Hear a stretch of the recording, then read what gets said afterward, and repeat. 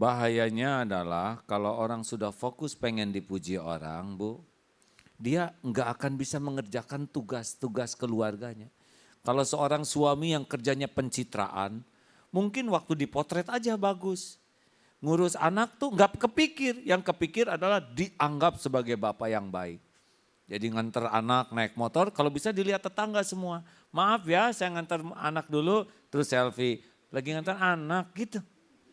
Padahal selama di jalan anak gak diajak ngobrol, gak diperhatikan. Gak kepikir bagaimana ngedidik anak. Juga pencitraan hanya ngebangun rumah, dibagus-bagusin. Gak ngemikir bagaimana kualitas anak. Kecuali ketika anak mau naik kelas. Dia akan tampil ke sekolah bapak yang baik. Ya. Tapi nggak peduli itu anak akhlaknya seperti apa. Sama seorang ibu yang sangat pengen dipuji orang, pasti pikirannya hanya bagaimana penampilan, bagaimana cover dia, dan akan sangat sering keluar rumah, Bu. Nggak betah di rumah. Tahu kenapa? Karena di rumah nggak ada yang muji. Kenapa anak-anak nggak muji? Sebab anak tahu bagaimana kelakuan ibu yang sebenarnya. Seorang yang sangat pengen dipuji orang, ini nggak nyaman. Karena nuntut orang muji itu nggak nyaman, Bu. Kayak ibu dandan, nanya ke suami, "Pak, bagaimana penampilan saya?" Ibu pasti tegang. Suami bingung. Mau nyebut apa, Bu? Kan jadi masalah. Nyebut cakep dah gimana gitu ya. Nyebut enggak tega. Paling nyebutnya ya udah ibu kayak kesemek jadi sakit hati. Makanya nggak usah lah pengen dipuji teh Bu. Halo? Nanti kalau ibu udah senang dipuji keluar terus Bu dari rumah. Nggak akan bisa ngedidik anaknya dengan benar telaten pelajaran. Enggak. Paling juga dipotret lagi ngajar anak. Potret selfie sebarkan supaya kelihatan ibu soleha. Hati-hati nih hati-hati ya hadirin. Begitulah kalau jadi pemimpin yang kerjanya pengen dipuji juga ya pencitraan saja. Apa aja yang kira-kira jadi bahan berita dibuat, ke dalam sih enggak. Oh ini akan dangkal. Makanya cara berpikirnya dangkal, cara bertindaknya dangkal, susah matang dan susah dewasa orang yang senang dipuji orang. Nah ibu bapak ini termasuk syirik menyekutukan Allah. Ada yang nanya, kok menjiwai sekali sih ini? Beda ya sekarang ya? Iya karena saya udah ngalamin Bu. Bagaimana dipuji-puji orang lah zaman dulu mungkin ibu juga tahu ya. Bagaimana dulu sekian tahun dipuji-puji saya bisa ngerasakan tuh. Hidup jadi enggak normal, capek, enggak jelas. Ke orang tua enggak bisa ngurus, ke anak-anak enggak bisa ngayomi, mendidik, pesantren juga. Pokoknya sibuk aja dengan topeng. Makanya ingin sekali mengingatkan siapapun. Jangan bangga nih masuk ke TV. Bisa hidup dengan topeng nih. Dan kalau orang sudah masuk ke TV, sekali ngasih contoh. Misalkan si fulan artis ini liburan dengan pacarnya di Bali. Padahal belum nikah. Pacaran duaan di Bali kita nggak tahu apa yang dilakukan. Tapi kan jadi contoh buruk.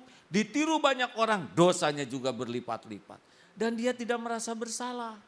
Sama, menjadi pejabat, menjadi mubalik yang dikenal itu benar-benar ujian berat. Karena orang akan menghormati kita, padahal orang ketemu cuma berapa menit di TV, benar? Nah orang yang paling tahu asli kita itu adalah orang rumah. Makanya ada seorang ibu tuh, saya baca di internet, terkenal dengan perusahaan raksasa, punya anak 2, nah pembantunya sakit. Kemudian harus dibawa ke luar negeri, tapi si ibu ini cuman pembantu, biasa aja lah obatin di sini juga bisa. Takdirnya pembantu meninggal. Anak tidak terima, yang satu minum obat penenang overdosis, meninggal. Yang SMP, yang satu lagi adiknya nggak terima, depresi. Si ibu heran, apa yang salah?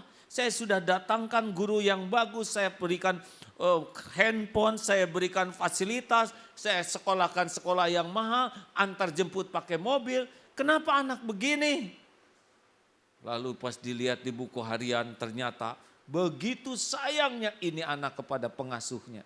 Semuanya hanya menceritakan pengasuhnya. Ibunya hanya satu aja di sana.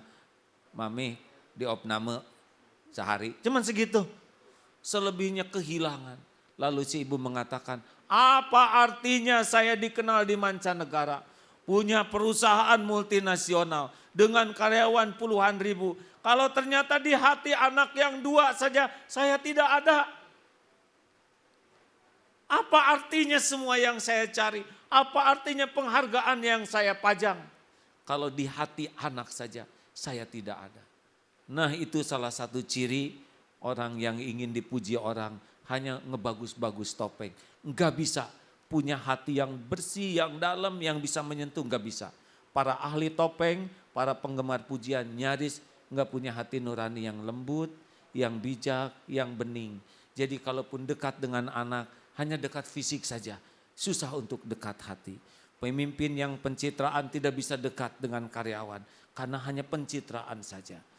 Mudah-mudahan kita menyadari semua ini, dan sungguh-sungguh di bulan penuh berkah ini, benar-benar melepaskanlah dari pengen dipuji makhluk, dan cukupkan hanya dipuji Allah Subhanahu wa ta'ala. Wa kafa billahi syahida. Cukuplah Allah yang jadi saksi.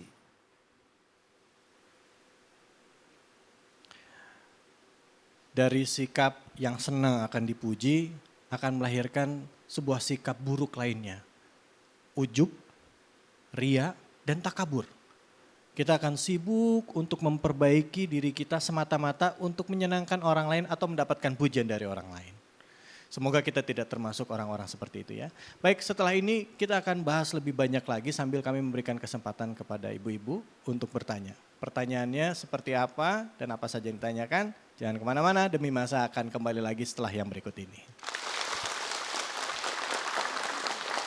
Ini jangan sampai kita sampai nyicil loh. Ya. Demi pengen dipuji. Kan banyak yang pengen dipuji sampai nyicil.